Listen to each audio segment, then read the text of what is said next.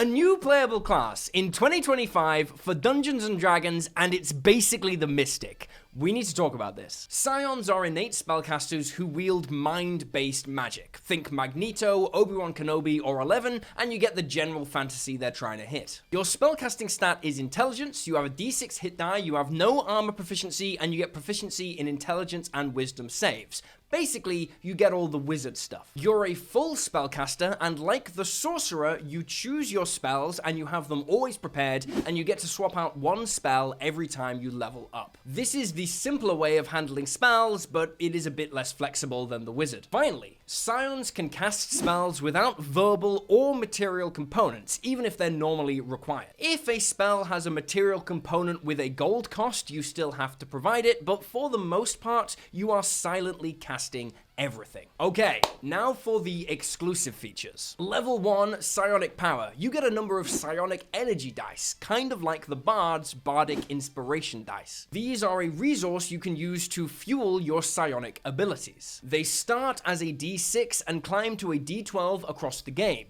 You start with 4 and finish with 12, as shown in the psionic features table. They recharge on a long rest, and you get 1 back per short rest. At this level, you can expend a die to use Telekinetic Propel, which is basically the Force Push from Star Wars. As a bonus action, you expend 1 psionic energy die, and the target is pushed a number of feet equal to 5 times the number you roll on that die. They are only pushed if they fail a strength saving throw, but if they do succeed the save, you don't expend the resource, so you can try again later. The other use you have at this level for the dice is telepathic connection. You have a permanent 5-foot range of telepathy, and you can extend that range as a bonus action. You expend the die and roll it, and your telepathy expands in range equal to the number on the die times 10 feet. These features are okay, but it's only level 1, and they're really only here to supplement your spellcasting. A lot of subclass features offer you more powerful things to do with these dice, and we'll get to subclasses in a moment. Your final level 1 feature is Subtle Telekinesis, giving you the Mage Hand cantrip for free, and you can cast it without somatic components,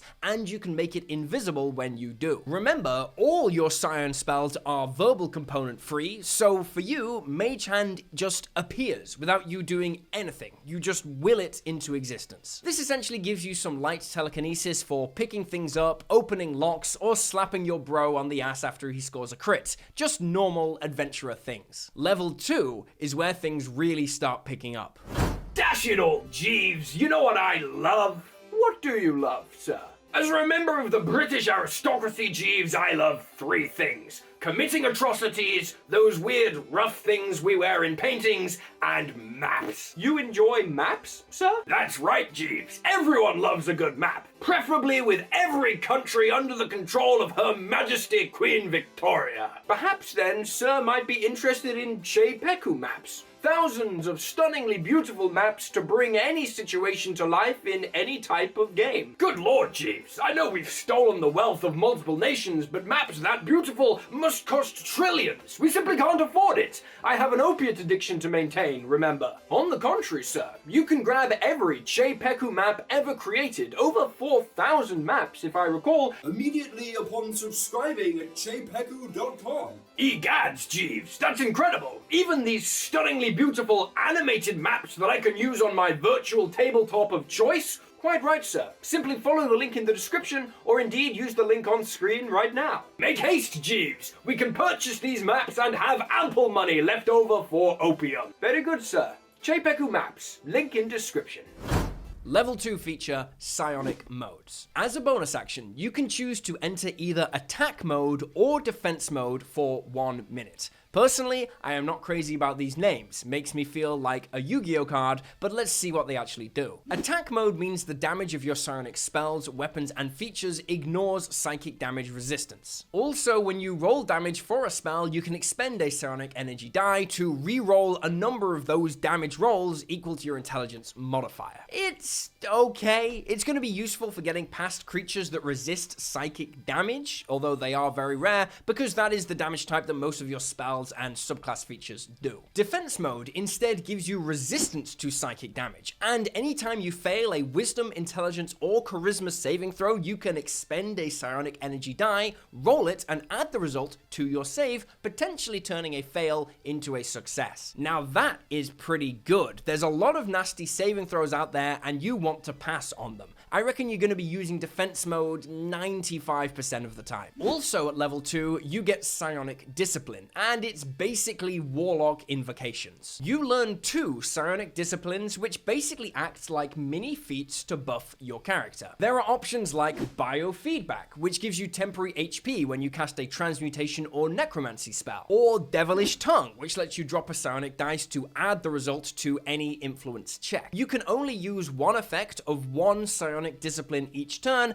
and there are basically more ways to spend your psionic energy dice to gain an advantage depending on the way you want to take your build. It's not a bad feature, and some of them are pretty strong. Id Insulation lets you burn a psionic energy dice to reduce an enemy's save against one of your enchantment spells. For example, forcing through Dominate Person is kind of ridiculous. And while we're on the subject, let's take a look at our spell list. There's lots of charm and domination effects, lots of mind-focused psychic spells, and some transmutation options as well. Honestly, it's not a huge spell list, but it has pretty much everything you'd need. AoE damage, some decent cantrips, powerful suck or save effects, and some good support options. Yes, there's no healing and no shield spell, but you're covered for basically everything else. Level 3 is a subclass feature, more on those later, and level 4 you get your standard ability score increase. Level 5 gets you Psionic Restoration, grabbing back some of your expended psionic dice on a short rest once per day. Not a huge feature, but useful. Level 6 is just a subclass feature, and level 7 is Psionic Surge. Whenever you roll initiative, you can expend one of your hit dice to regain a use of one of your psionic modes. Basically, anytime you go into combat, you will always have at least one use of your attack mode or defense mode, when you normally only get 2 uses of those per day. Additionally, anytime you roll 1 or more psionic energy dice, you can expend 1 hit die to change any 1s, 2s, or 3s on those psionic energy dice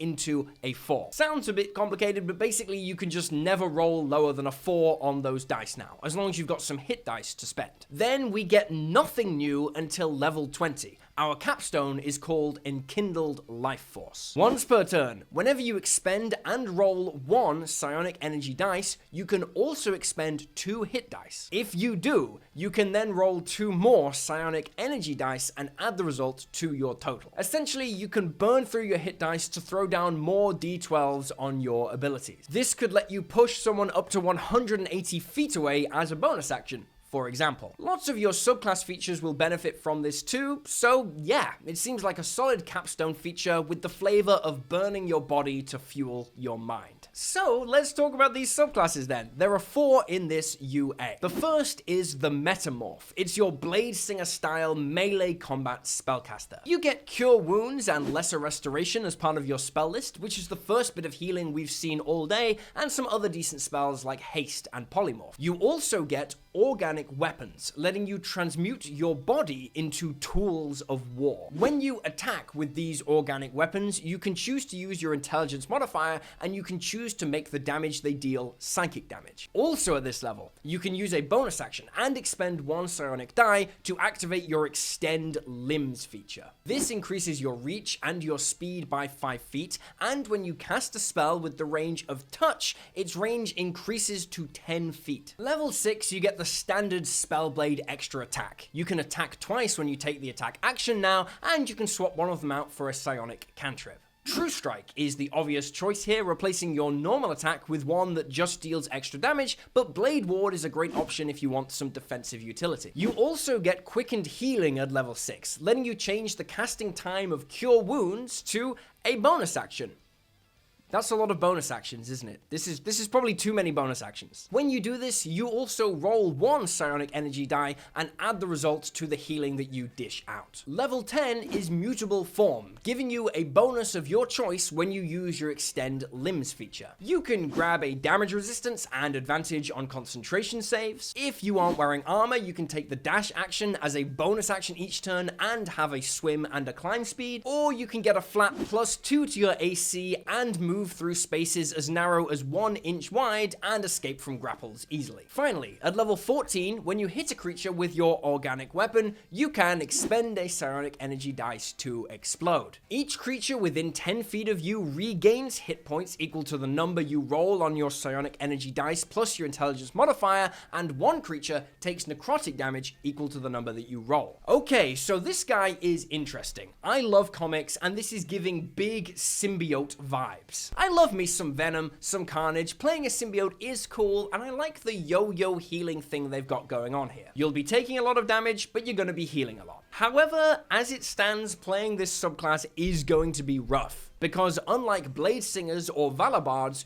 your AC is trash, and you don't even get the shield spell to buff it up. At the end of the day, you are still a very squishy 1d6 hit points caster, and a little bit of bonus action healing is not going to save you. Still, I love the theming here, and with a little something to buff your AC, or maybe buff your hit points directly like the Draconic Sorcerer, this looks like a ton of fun to play. Psi Warper is the teleportation subclass. Nice spell list. Misty Step, Shatter, Haste, Banishment, and Steel Windstrike are all great. From level 3, you can Misty Step for free once per day, and you can do it again by just dropping a single psionic energy die. At level 3, you can also teleport a creature who fails its saving throw against your telekinetic propel instead of pushing them. You can teleport them up to 30 feet horizontally. It's a minor upgrade, but whatever. Level 6 is cool though. Warp Space says when you cast the spell Shatter, you can expend a psionic energy die to increase its radius to 20 feet. That is as big as a fireball, and any creature that fails its saving throw against the Shatter is also pulled as close as possible to the center of the blast. So if you pop this 20 feet in the air, you can drag a bunch of creatures 20 feet vertically before letting them fall for another 2d6 bludgeoning damage. They also land prone, and sure, you don't get Fireball as a Psion, but this is a pretty damn good substitute. Also at 6th level, you can cast any Psion cantrip at the same time as casting Misty Step as part of the same bonus action. Mind Sliver for damage, Blade Ward for defense. Level 10 is odd. When you're targeted for an attack, you can swap places with a willing creature within 30 feet of you, and they take the attack instead. They have to be willing, so you can't force an enemy under the blade, but having your tank take hits for you is handy, I guess. Finally, level 14 lets you expend 4 psionic energy dice and use an action to teleport up to 5 huge or smaller creatures to an unoccupied space within 150 feet of you. If the creatures are unwilling, they get a wisdom saving throw to attempt to resist, but unlike before, this teleportation does not need to be horizontal. You can teleport 5 enemies 150 feet into the air and watch them fall for 15d6 bludgeoning damage each and land prone, or you can just get you and your allies out of a dangerous situation. It's a solid capstone feature on a very solid subclass. Sure, it starts a little bit weaker, but there's a lot of power here if you stick with it. Psikinetic Psion is the simplest subclass here, all about enhancing your core abilities. Spell list is looking nice. Shield, Slow, and Wall of Force are all fantastic. Level 3 is a bonus to your telekinetic propel. When you use it, you can impose one of the following effects on your target, no saving throw. You can boost the target's speed by 10 feet, you can prevent them from making opportunity attacks until the next turn, or you can deal a little extra damage if they do fail their saving throw. Level 6 boosts your attack mode. You now have a 60-foot flying speed while in attack mode, and you can add your intelligence modifier to 1 damage roll of a psionic spell that you cast. That's pretty great. Attack mode might be worth it now. Also, when you cast Shield in response to an attack and cause that attack to miss, you can reflect the impact of that attack back to the attacker. They make a dex save, and if they fail, they take damage equal to 2 rolls of your psionic energy dice, and you gain temporary hit points equal to the result. On a successful dex save, they take half as much damage only. Level 10 boosts your telekinetic crush. When you cast it, you can have all the creatures in the area of the spell, even if they succeed the saving throw, have their speed halved until the end of their next turn. Finally, level 14 boosts the telekinesis spell. When you cast it, you can modify it so it doesn't require concentration and so it can affect gargantuan-sized creatures at the cost of 4 psionic energy dice. So I do really like how this subclass just takes the basic stuff that the Psion can do with spells like Shield and Telekinesis and makes them better. Super simple for newer players to understand. However, I do think it is still quite weak, even at higher levels. Telekinesis, without concentration, is still not great. You're still dropping the 5th level spell slot and 4 psionic energy dice just to shove creatures around, which you can do as a bonus action from level 1 anyway. Sure, you can also restrain the creature, but that costs your action every single turn to maintain, and they can escape at any time. It's a great theme and concept, this one just needs a bit more oomph. The last subclass is the Telepath, and the spell list is okay. Probably the worst of the bunch, but Bane, Command, and Confusion are all good. Level 3, you get Mind Infiltrator, which once again boosts a spell that you cast. Now, when you rock Detect Thoughts, you can expend 2 psionic energy dice to make it so it doesn't require any components or concentration, and the target doesn't realize you're probing its thoughts if it fails its wisdom saving throw. That's dope for roleplay, but a 2nd level spell slot and 2 psionic energy dice is very steep as a cost at this level. You also get Telepathic Hub at level 3, which increases the base range of your telepathy by 5 feet, and when you use your telepathic connection feature to extend its range, you can simultaneously talk to multiple creatures. It's group chat, basically. Level 6 gets you Empowered Defense Mode. Now, when you're in defense mode, you can add 1d4 to all your saving throws, and all the allies that are currently connected to you with your telepathic connection can do the same. You can also add your intelligence modifier to the damage of your psionic cantrips at this level. Pretty nice. Level 10 is Telepathic Bolstering. The base range of your telepathy increases to 30 feet, and whenever you or an ally in the range of your telepathy fails an attack roll or ability check, you can use a reaction to expend a use of your psionic energy dice,